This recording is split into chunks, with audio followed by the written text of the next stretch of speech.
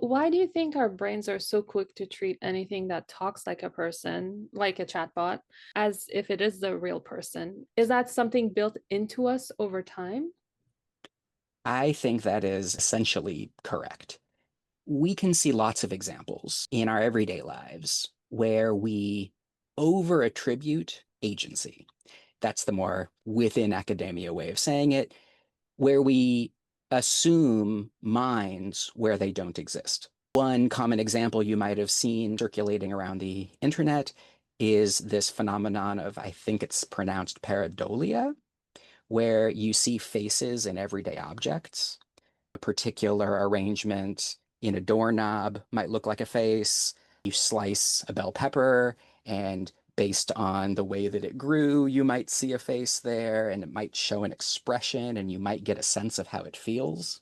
Even though you know that that pepper doesn't have a mind, and you know that it doesn't have a face, and you know that it doesn't have an emotional expression, we have a very strong impulse to infer those things based on that visual stimulus. The question then that you followed with is why would we have this tendency? This gets back to an idea that was proposed several decades ago by Hazelton and Buss. The idea is called error management theory. There are essentially, when you're perceiving the world and you have to make the choice of whether treating something as an object that doesn't have a mind or an agent that does have a mind, there are four possible outcomes.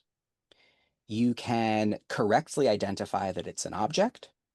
You could correctly identify that it's an agent. You could treat an object like an agent, or you could treat an agent like an object. What error management theory does is it asks us to compare the cost of those two errors, and it then predicts that a naturally evolved system, an optimal system, will trade off in the favor of making the less costly error. So if you treat a bell pepper as if it has a mind, it's not going to change its behavior.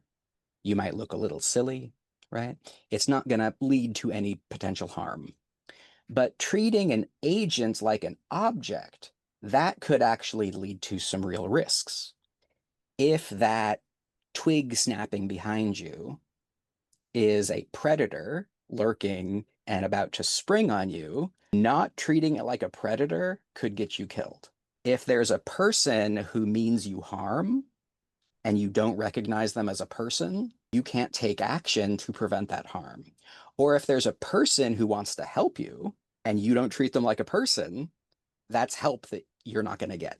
So, because the costs of those two errors are so asymmetric, we have a psychology that is biased towards taking very sparse information about whether or not something could be an agent that has a mind associated with it, and biases in the direction of assuming that it's an agent.